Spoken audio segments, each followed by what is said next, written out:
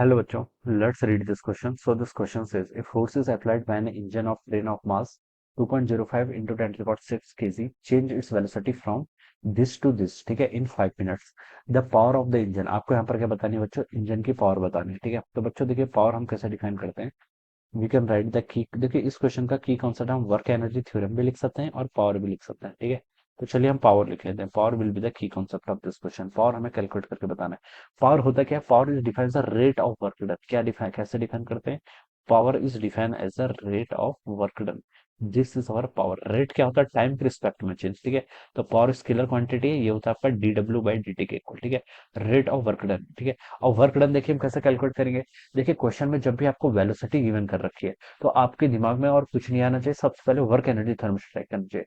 Work energy theorem क्या बोलती है? Work done by all the forces is equal to the change in kinetic energy, ठीक है। किसके इक्वल होता है? चेंज इन काइनेटिक एनर्जी, ठीक है। हमें देखिए यहाँ पर 5 मिनट में डिफाइन करनी है, तो हम यहाँ पर इंस्टेंटेनियस पावर नहीं, एवरेज पावर का यूज करेंगे। किसका? एवरेज पावर वाले कॉन्सेप्ट का यूज करेंगे, ठीक है। टाइम इंटरवल जब भी गिवन होता है तो एवरेज लिख लीजिए, ठीक है।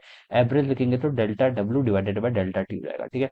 अब डेल्टा डब्ल्यू क्या है? आपका वर्क डन। वर्क डन किसके इक्वल होता है? Change in kinetic energy. Kinetic energy किसके इक्वल होती है? हाफ एम, ये तो कांस्टेंट रहेगा। वी एफ का स्क्वायर यानी कि final kinetic energy, final velocity minus initial velocity का स्क्वायर। तो ये तो आपका क्या आ गया? This is a total work done divided by delta T. Delta T क्या बता देगा? आपका टोटल टाइम टेकन जितना लिया है, टाइम इंटरवल, ठीक है। मास आपको क्वेश्चन में गिवन कर रखा है कितना? 2.05 into 10 to the power 6 kg। SI system में सॉल्व करेंगे, डिवाइडेड बाय 2, ये तो बाय 2 लिख लिया आपने। वीएफ कितना देखा? फाइनल वेलोसिटी इसके 25 मीटर पर सेकंड, उसका स्क्वायर करेंगे तो 625 के इक्वल हो जाएगा, माइनस इनिशियल 5 का थी, 5 का स्क्वायर करेंगे तो 25 के इक्वल। तो ये तो आपका इतना आ गया, डिवाइडेड बाय देखिए 1/डेल्टा T. Delta T time interval है कितना? 5 मिनट में। मिनट को सेकंड में कन्वर्ट करेंगे तो 5 मिनट को हम क्या लिख सकते हैं? 300 सेकंड के इक्वल लिख सकते हैं। ये वैल्यू यहाँ से इतनी आ जाएगी आपकी, ठीक है। अब बच्चों देखिए यहाँ पर आपका 2 इंटू 300 डिनोमीटर में कितना हो जाएगा? 600। 625 माइनस 25 कितना? 600। तो ये तो टर्म आपके ऊपर कैप और नीचे पूरी कैंसिल होगी, ऊपर बची आपका 2.05 into 10 to the power 6। Sir कितना बचेगा? पावर है तो उसकी यूनिट क्या होगी? वॉट के इक्वल में, ठीक है। जूल पर सेकंड या फिर वॉट बोल दीजिए। इसको आप लिख सकते हैं 2.05 10 to the power 6 को क्या लिखते हैं? मेगा लिखते हैं, ठीक है। मेगा वॉट के इक्वल।